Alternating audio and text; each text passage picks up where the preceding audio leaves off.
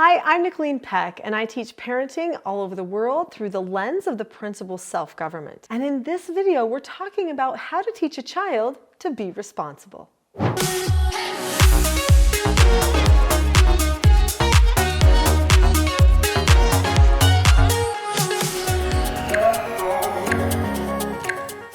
Do you want your child to be more responsible at home, at school, with their chores, things like that? Well, you are not alone. I think most parents hope that their children will crave to be responsible, want to pull their weight a little bit at home, and not have to be nagged so much. In this video, we're going to be talking about what responsible looks like, what it doesn't look like, and then what you can do. There's a few things that can really make a difference in teaching your child to take ownership and responsibility for themselves. Now, on this channel, I teach self-government. What is self-government? Self-government is being able to determine the cause and effect of any given situation and possessing a knowledge of your own behaviors so that you can control them. So that means that a person looks at themselves and takes full responsibility for what they see. They analyze themselves, they make plans for themselves. When they seem to go off track, they pull themselves back on track. Now, I know for some families that may seem like pie in the sky for their child. They may say, "Oh, there's no way my child is going to want to take full responsibility and correct themselves and pull themselves back on course." You might be surprised. When a person learns self-government, they actually experience empowerment. They see that they get to have a lot of control and say in their own lives. They have choices. Their choices have consequences, and they get to know what those things are ahead of time so that they can choose their choices with full knowledge of what might come. Now, I'm not going to teach everything about my teaching self-government training here on this video, but we are going to talk about a few key things that help with responsibility and teaching responsibility in particular. But first, let's talk about what taking responsibility does not look like. Many times people give their child a task. They say, "I need you to make your bed," or "I need you to take the dishes over to the sink," or something like that. And the child kind of does it, but kind of gets distracted on the way, maybe doesn't fully finish it. The parent reminds the child, and then they finally get it done. That's not taking responsibility, okay? That is nagging. You need to know that. When your child takes full responsibility, you should be able to say, "I need you to take the dishes over to the sink, okay?" And they would say, "Okay." And they immediately is the word, go and take the dishes over to the sink. And then they come check back. This is also the sign of a responsible person. They come check back to you and they say, "I took the dishes to the sink. Is there anything else?" They return and report to you. That's a principle, actually, to return and report to somebody that has given you an instruction so that they know. Plus, it's wise because if they return a report, they check back to you, you can praise them, then they can learn cause and effect. If a person does not get praised or corrected, they don't actually get the opportunity to learn cause and effect. This will make it so that they can't learn self-government because all of those things need to work together to teach that self-government for the child. Also, when a child gets angry, when a child talks back to you, when you say, "I need you to take out the trash," and they say, "But it's not my day. It's Susan's day. I did it last time." That is not accepting responsibility. Or if you say, "I need you to come help me make dinner," and they say, "I will in a minute." That is not taking responsibility. They act like they're going to come. They may even come in a minute, but they are not taking full responsibility for their behaviors. At that point, they are talking back to you. They are being selfish. They're not communicating effectively. So what does taking responsibility look like? If I told my child, "I need you to take your dishes to the sink," then my child would say, "Okay." They would do the task and they would check back.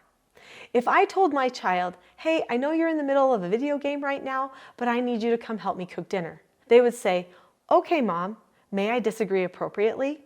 I would then say yes. They would do a disagree appropriately with me and I would decide yes or no if they could take a little bit longer on the game before they come. But if I tell them, "No, I'm sorry, good disagreement, but you need to come with me anyway," they would say okay and drop the subject and they would come. When a child is taking full responsibility for their behaviors, they are connecting with the other people around them, they are listening to them, they are acknowledging the roles of the other people that they are communicating with, which means they're honoring them. They are actually respecting them. Years ago, I wrote this book, Parenting a House United, and I thought that people understood the concept of roles. But then people started asking me questions like, well, why do I have to nag them so much? Or what if they don't care? What if they talk back all of the time? And I realized that's a roles issue. I mean, I'm teaching you all the skills in here, but if they still don't care and you're still having a bad connection, could it be that they don't actually know who you are? Or worse, that they don't know who they are? Because that can happen. There are many young people who don't say, what is the role of a child? So I ended up writing this book here, which is called Roles: The Secret to Family, Business, and Social Success, so that people could have a story that they could relate to, and that they could even read to their children about roles in the family so they understand who each other is. And by the way, roles are not the same as responsibilities. It's understanding the roles that lead to taking more responsibilities, because when you understand roles, your respect increases. So let's talk about respect. When a person respects another person, that means that they reverence them, they revere them, they regard them. There's a lot of R words in there actually that describes respect. So when you respect another person, then that means that you are going to honor them, you are going to listen to them. And that also means you're going to be asking yourself, what is my responsibility in this relationship? When you have respect for another person in a relationship, that also means you are choosing to respect what your role is supposed to be in that relationship too. That will lead to increased responsibility. Now, many times people don't have skills for communication, and so they get lazy. They get selfish in their communication, and that is why they don't want to take responsibility. I cannot even count how many times. I mean, it's thousands of times at this point, because I've been teaching all of this stuff for so many years now. But it has been so many years, like 25 years I've been teaching this stuff. So many people have come to me and they have said, I have this teen, he won't lift a finger around the house. He never helps with anything. I'm ready to kick him out. What do I do? You know, or so-and-so always tries to get other people to do her stuff. She'll never take responsibility. What do I do? This is such a common problem. It's a sign of entitlement, it's a sign of selfishness, it's a sign of a roles problem in the family, so we've got to fix the roles, but it's also a sign that the communication is not healthy, that the way that the communicating is happening is not fully understood. The child doesn't know the skills that they're supposed to be using and how they can be most effective to be understood, maybe even get their way in communications, and the parent isn't understanding how to effectively, calmly communicate with the child either. Now, if you have subscribed to this channel, then you probably know I talk a ton about skills for self-government and things that can help you conquer some of these types of problems with your children. Well, right now, I would love to talk about some key skills that are going to help your child learn to take responsibility. These children's books each teach one of the 4 basic skills of self-government. They teach following instructions, accepting no answers and criticism, accepting consequences, and disagreeing appropriately. Now, learning all 4 of these skills and the skill sets that are attached to each of them will take care of 99% of your behavioral problems. This is adult or child, because these are just adult skills. Now, of course, these books are probably intended for children like 12 and under, but you can still teach the children the skills for self-government by getting some of my other books like Parenting House United or going to my course. There are many skills that need to be taught to the children. Today, I'm going to be focusing on 2 of these 4 basic skills, as well as a couple of other things that you can do to help your child learn responsibility. The 2 skills that I'm going to be teaching about are taught in these 2 books. This book, London LaRae Says Okay, teaches the skill following instructions. This book here, Big Win for Quinn, teaches the skill accepting consequences. These 2 skills are vital for teaching your child to take responsibility for themselves and their behaviors. So first, let's talk about following instructions. When a person follows instructions, they can look at the person or the situation. They can keep a calm face, voice, and body. They can say okay or ask to disagree appropriately, do the task immediately, and then check back. That is the process of follow through. Whether you're giving yourself an instruction or whether somebody else is giving yourself an instruction. And if you have a problem with an instruction, no problem, because built into there is or disagree appropriately. So you can always disagree appropriately to talk about any issue you have. Otherwise, you follow through. You've got the plan for how to do it. You know it's painless because you do it day in, day out. It's just part of regular life. But what if a person doesn't follow through? What if they need to be corrected? Because they do need to be corrected. In order for a person to learn self-government, they must also learn cause and effect. Babying children is never going to help at teaching a child to take responsibility. They've got to learn to work, they've got to learn to take some of the burden upon themselves, and that comes by learning cause and effect. So when a person learns to accept a consequence, then they are prepared to take any correction or feedback from their parent, because sometimes actually praise is even a consequence. It's just a positive consequence, and we should be doing that even more times than we're correcting. Just to be clear, of course I can't teach my whole program here, but we will talk a little bit about this accepting consequences skill. So when a person accepts consequences, they're able to look at a situation, stay calm, say okay to the consequence, follow through with whatever consequence it was that they've earned. They can practice doing things the right way. They are able to drop the subject, not have bad feelings about whatever occurred.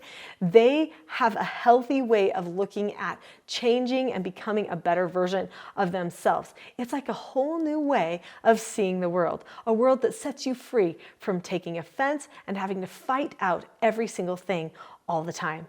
Now, there is so much more that I could teach you here. I am just barely scratching the surface.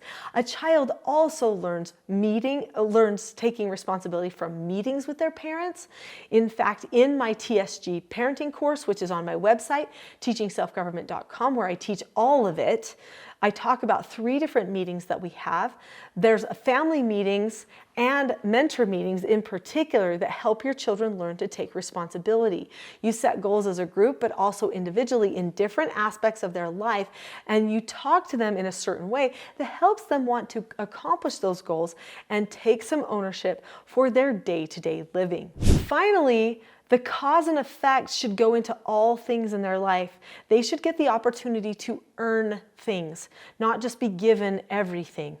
I was talking to a person the other day, and she said, you know, every time we go to the store, we always buy our child a gift or a surprise for being at the store and having good behavior, but we've actually decided that that's probably been damaging. A, we have way too many toys.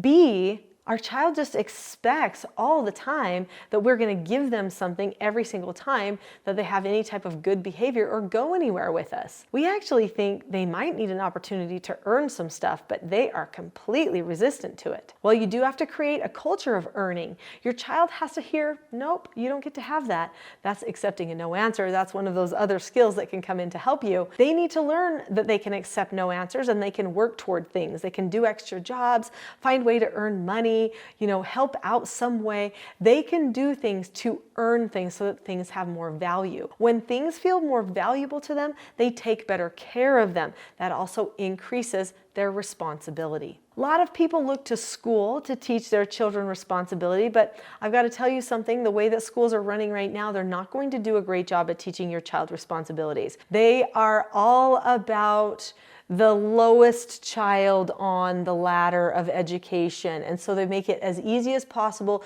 You have a ton of chances. You can always fix it. They're going to matriculate you no matter what.